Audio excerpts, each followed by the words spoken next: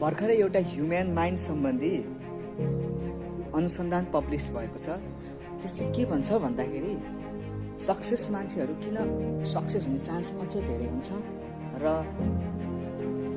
Unsuccess मान्छेहरूलाई चाहिँ unsuccess हुने रिस्क किन हुन्छ भन्ने कुरा चाहिँ त्यसले भनेको छ र साइन्टिफिक बेसको आधारमा यो कुरा गरेको छ र एउटा टर्म त्यसमा छ प्रिडिक्टिभ कोडिङ। प्रिडिक्टिभ कोडिङ भनेको मतलब हाम्रो माइन्डले यसरी काम गर्छ।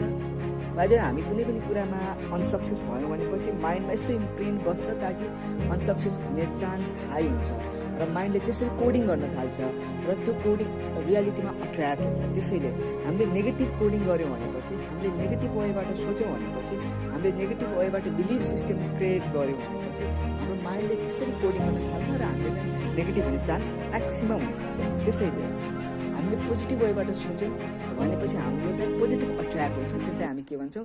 प्रिडिक्टिभ कोडिङ भन्छौँ। र प्रिडिक्टिभ कोडिङको आधारमै के हुन्छ, हामी सफल हुने कि असफल भन्ने कुरा निर्धारित गर्छ। त्यसैले जहिले पनि सोच्दाखेरि चाहिँ प्रिडिक्टिभ कोडिङलाई चाहिँ पोजिटिभ एस्पेक्टबाट सोच्नुपर्छ।